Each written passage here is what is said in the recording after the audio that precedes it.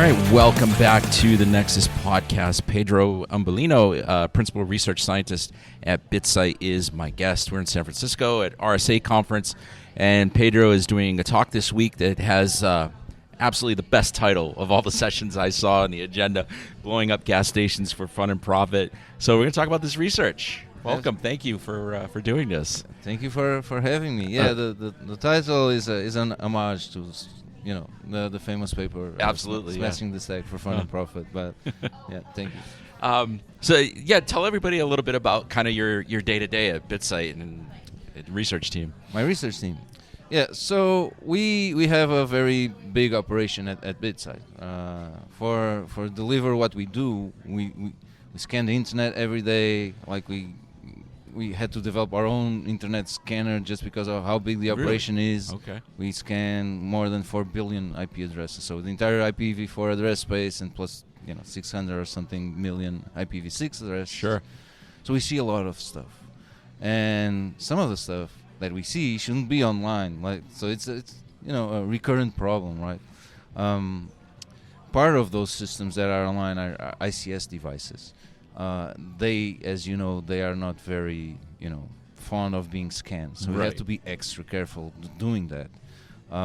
So we started to build our own ICS labs internally and figure out new ways can we safely and properly identify the protocols that these devices speak and how to interact with them in safe manners. So that's kind of my day-to-day in terms of research. Is sometimes very focused on that. Other times, it's focused on major security incidents like we see, like the CrowdStrike thing. Can we have visibility into those events too because of the data sets that we have? So I sometimes do research on that term. Sometimes I do malware research too. So I'm not dedicated to one single area of security since I like them all, so I find it hard to choose. Sounds fun. It is fun. It's super fun. So how did you land on automated tank gauging systems, which is kind of the core of this research? The core, right? So I was looking at those ICS protocols that we see, and it was like a couple of years ago, give or take, I saw this ATG protocol being flagged out in things that we were able to see. And I went look, and I saw automated tank gauges. This seems fun, right? It's a ICS system that controls like fuel tanks. I wonder if it's safe or not. So I started to develop some research on that. I had a clear intent, like how much damage can I do if they're vulnerable, right? Because I have an offensive security background. I was a pen tester in another life before becoming a security researcher, so that's my mindset, right? So during the course of that investigation, I actually find out this ATG protocol had problems that had been flagged in the past. A.G. Moore, Jack Chadowitz in 2015, already 10 years ago, they were flagging, hey, this is an unsafe protocol, shouldn't be exposed, shouldn't be used. So I look into the protocol, look into the specs, find out some other stuff that was there, and then I look into newer devices. So are newer devices being made and produced that can also have other vulnerability types? Right. So it kind of was born from that. And I start conducting research into other devices and finding 0 days that, shouldn't be there. Yeah. So, I mean, a lot of stuff is happening on this protocol that's really important, though. I mean, checking tank levels and shut-off valves, etc. I mean, how prevalent are these things? What's your experience there? So back in 2015, I think the overall scans showed around 6,000 devices exposed. We are seeing now, just for the old protocol, like the ATG protocol, like you're saying, over 9,000 devices now in 2025. The reason is we are seeing more, not just because there are more devices, but we also improved our scanning abilities. So we scan on non-standard ports, so we found more because some integrators change ports or use some other non-standard way of deploying these machines in the wild, but they are still reachable. So we are seeing a bit more devices because of that. There's also possibility for putting a 6-digit security code on those devices. Okay. We can also find those, but they're not very prevalent. And is the protocol still being used on new devices, or is this just kind of legacy thing? Yeah, it's a legacy protocol, but it's still being used. Most devices that are new have that option either by default or the ability to turn on that protocol, because there are many solutions that are out there from integrators that they need to be able to pull data from these ATGs using that protocol. They don't have another solution, so that's probably why it's still being maintained. So it was one of the most popular protocols in this field. So I talked about it from a very high level, but what is this used for? Just kind of like within the tanks itself, and like what can happen? What are the risks? The device? Yeah. What's the function of the device? The function of the device. So the device has a set of sensors as their main function. So, and keep in mind, there are several brands now of devices, and there's a lot of some devices might do a lot of things that others can't. It depends on the level of integration and how they're deployed in the field. So, but the main initial functions were they monitor the amount of fuel in tanks and the water. It's interesting because there's condensation on those tanks. Your gasoline tanks on big gas stations or generators, they also have water in it because it condenses there. So they monitor both of those things, and that's very needed for a refueling person when it goes there. They need to know the exact fuel that they are putting in the tank for security reasons. Sure. We don't want some spillage, right? That's the main function originally. Nowadays they can control other things. They can control the actual dispensing. They can control HVAC systems for ventilation when they detect the environment is not safe, for example. They can turn on emergency pumps. So it really depends on the type of installation where they are being used. But they have essentially sensors and actuators. Okay. Yeah, and I saw in your research, like hospitals and big generators and stuff where you have to have this availability of power all the time. These things are really prevalent there, too. It's not just gas stations. Yeah, or gas fuel. stations, what comes to mind, because it's the use case. But wherever, particularly in the U.S., for example, whenever there's a big enough fuel tank, you need to have one of those installed for environmental compliance reasons. So another thing that I forgot to mention is that they are used to detect leaks. It's a very important function. We don't want fuel leaking to the environment. Right. And they are monitored on timely, on regular intervals. So if there are leaks, there might be fines. So if you have a big enough fuel tank, let's say hospitals, airports, we found this in airports, in military facilities, hospitals, and so forth.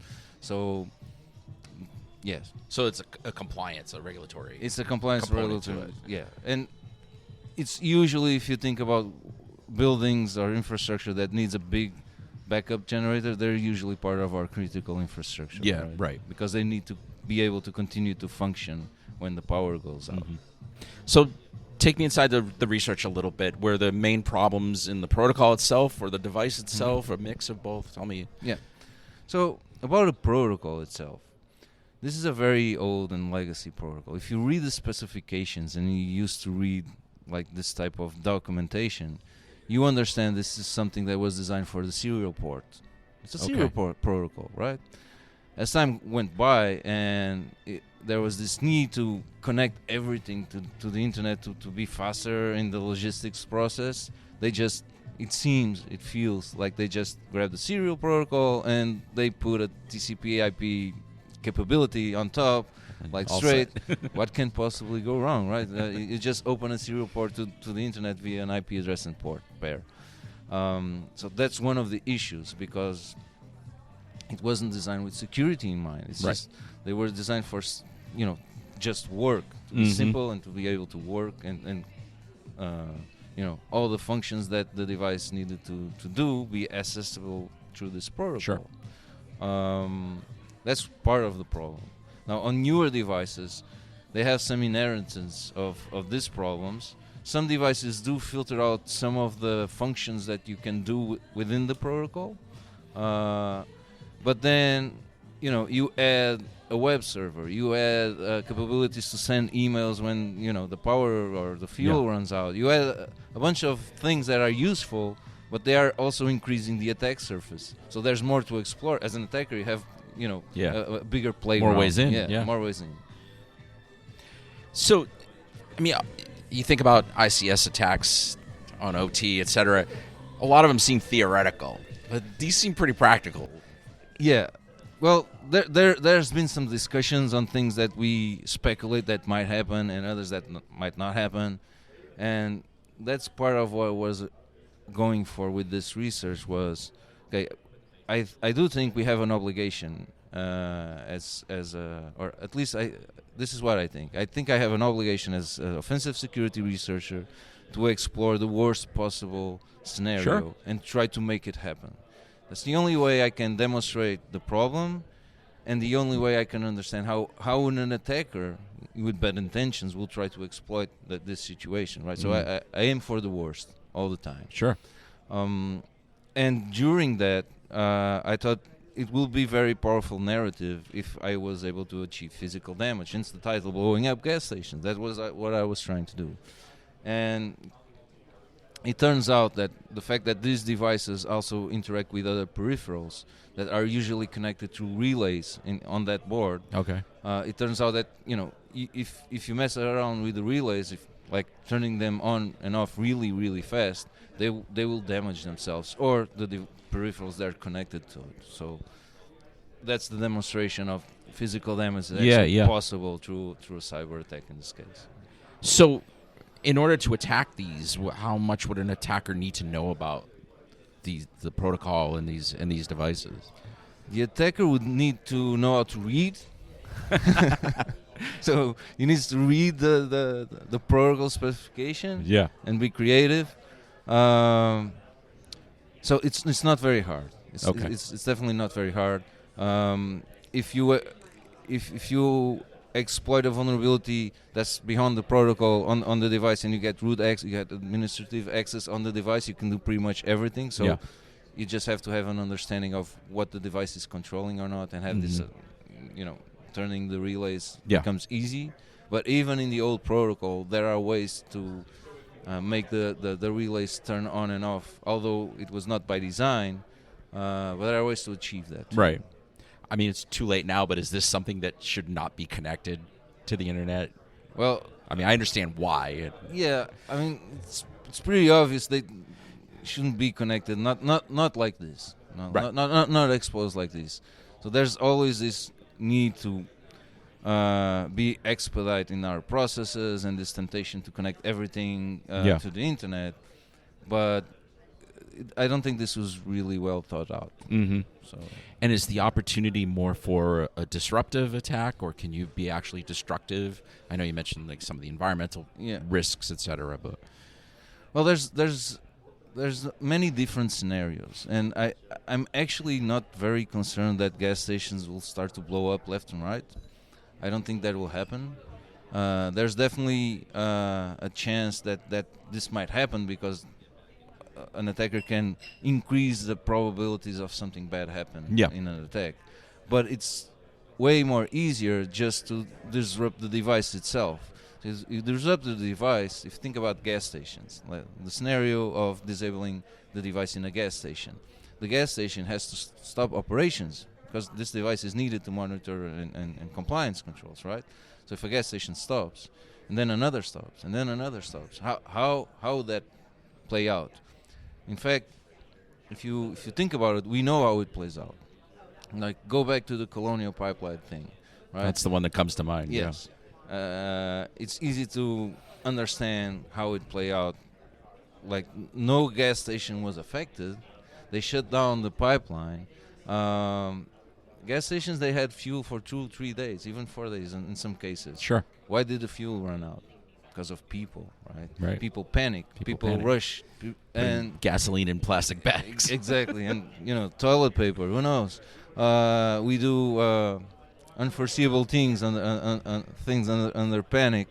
So that's my main concern. If you think about it, there's over 5,000 exposed gas stations in the U.S. alone. Like, if an attacker starts to disrupt half of them, things start to pop up in the news. There's panic. People rush to buy. There's not enough fuel for critical uh, infrastructure or Sure. or for ambulances or police or whatever. So it's a real concern. I think that scenario is what we should be thinking of as a bigger concern than Yeah. just thinking that a gas station will explode. Right. Yeah. Yeah. The trickle effect. The trickle effect. Yeah. Absolutely. Right.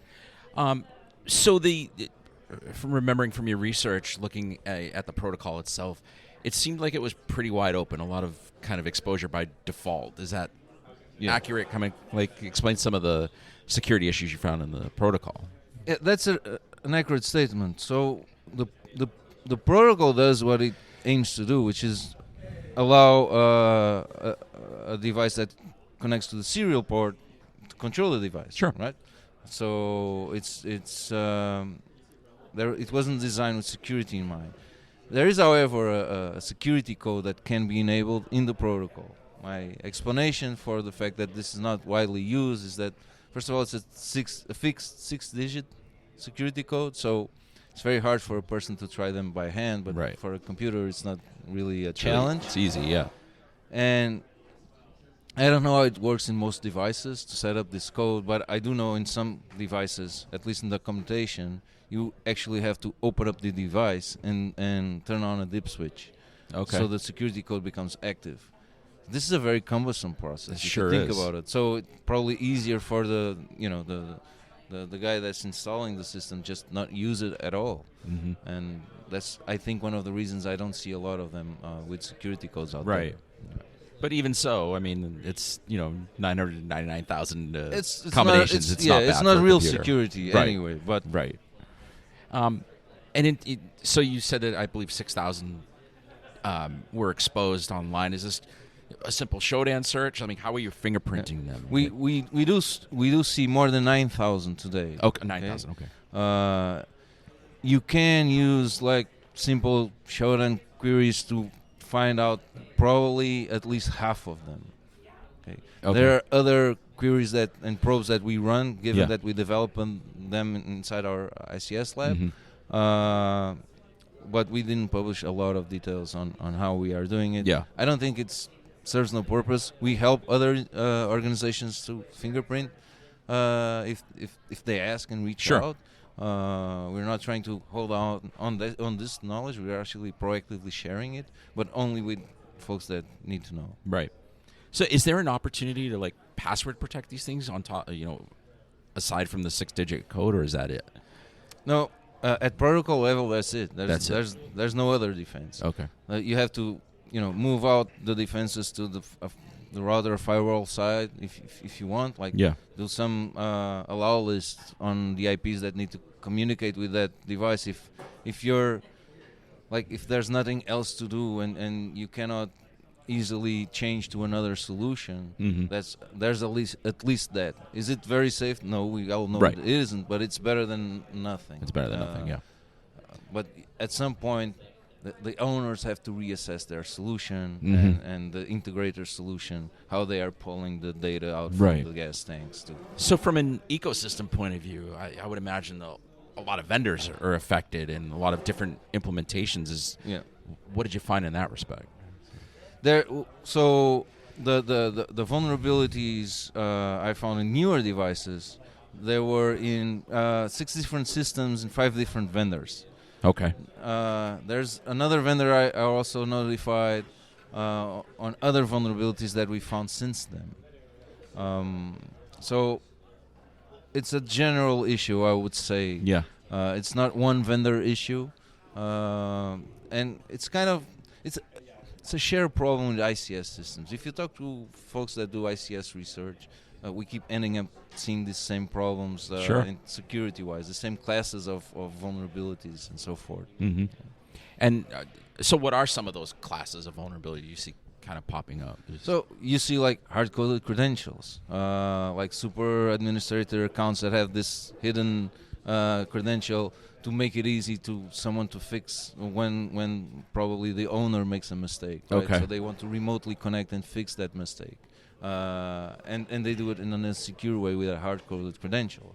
You see issues like a badly designed web server where there's authentication bypasses and things like that are very basic to achieve. you see SQL injections, you see cross-site scripting, you see the classic classic It's been around forever. It's been around forever, yeah. So, in terms of fixes, what's the current situation in terms of like, have this stuff been updated, the firmware, the patching, etc.? Fixes are hard in ICS, right? Yeah. It's a challenge for the vendors also, and for the manufacturers. I'm not pointing fingers how hard it is to update an ICS system. You're not going probably doing that remotely. There's the risk of things stop working. Right.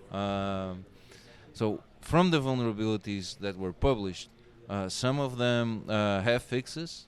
There's update processes that were published by the vendors. Others, they just accepted that they weren't going to be able to fix that because the device is already deprecated. There's nobody maintaining that code anymore, right? So there's no other option, either protect it at a network level, like take it out of the internet, right, to start with, or just buy another one, a newer one. Yeah. Like take it out of the internet is a good way to start. Like we said, it's not the ultimate fix. You know, Stuxnet didn't need internet to work, right? So you're still vulnerable. It's just a bit less vulnerable. Right. And what are some of the other possible technique, like living off the land stuff, for example? I know you mentioned in some of your research that there was some possibility there. So I really wanted to demonstrate techniques that could be simpler for attackers. I want to showcase that this is a simple attack, like turning on and off the relays. Yeah. And living off the land techniques is one of the things that attackers can explore to have this effect, instead of a very complicated malware that has to be cross-compiled or has some,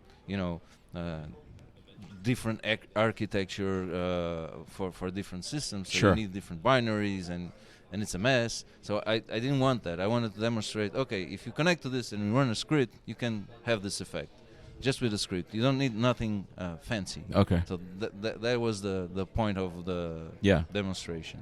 Because, I mean, like with living off the land, when I hear it, I think like lateral movement and kind of you look like legitimate traffic, et cetera. Is that... No, it was more in like when you gain access, just use like bash scripting inside the device. You don't need to do. You don't need to have a deep understanding of the board and how that works, the motherboard of that device. Yeah. And you have like a technique that can work in many different places. Mm-hmm. That was what I was referring to. Got it. Of course, you can do what you just said. You can compromise one of these devices to gain a foothold and just hack away from those and pivot it into internal systems if you want. I'm not even exploring that possibility because blowing things up seems more fun. It's more fun. Just going back to the fixes, for example, is a lot of that a manual process? Is that what it would be involved? Yeah. Some of the devices, you have to put the fix on a USB pen and then connect it and have this kind of manual process. There's the added challenge of I'm not entirely sure that the owner can do that. Has to be a certified technician going there and do that. I spoke with some technicians that, like, some of the times what the owners do that they're not very honest is actually try to update or change the firmware because they don't want the leak detection to work. Okay. Right? So there's an entire there's an entire problematic that I'm not aware. I'm not a technician, right? I don't fully understand the entire ecosystem, and I admit that. I just figure out there's some vulnerabilities there. Yeah. So I went and talked to folks that actually work in that area. They install those systems, and they told me some interesting stories and challenges that they face when they are trying to do that. Yeah. The affected vendors, when you went through your disclosure with them, what was that like? Were they receptive or? Well, there were many different vendors. Right. So if you ever try to responsibly disclose one vulnerability, you know that can be a challenge. Sometimes it goes well. Sometimes it takes a long time for the vendor to respond. Sometimes the vendor does not respond. Sometimes the vendor tries to convince you it's not a vulnerability, it's how it should work. Right. So there's these challenges. So we decided so I talked to Bitsight, and we had this responsible disclosure policy, and we decided, okay, we are going to work with CISA on this. We did it in the past too. They are a very active partner, and they really help us in figuring out who the owner of the assets were, who the actual point of contact on those vendors, and facilitate the communications. They essentially were the middleman aiding in that disclosure process, and that really helps when you're trying to disclose that many amount of vulnerabilities all at the same time in so many different vendors. So. I mean, I'd imagine it's a challenge, maybe not just in this example, but in others, just reaching out to them. Like, a lot of them don't have a secure email address or PGP keys that are made available. I mean, are you still running into that kind of? Oh yeah, absolutely. I mean, past examples, not in this research, but I had research that it was very, very hard to actually even reach to the person that will understand your language, so you can explain there's a vulnerability there, right? So that's part of the challenge, and we do see like other security researchers complaining about the same issues. So it's something that definitely happened, and folks should keep in mind that sometimes it's not a straightforward process at all. It feels like OT, cybersecurity research, is kind of like where IT was 15 years ago. It's like it does in that feel part like of the process. Yeah, it does feel like it. It does feel like it. All right, Pedro. Thank you so much for coming on. Appreciate it. It's great meeting you. Thank you.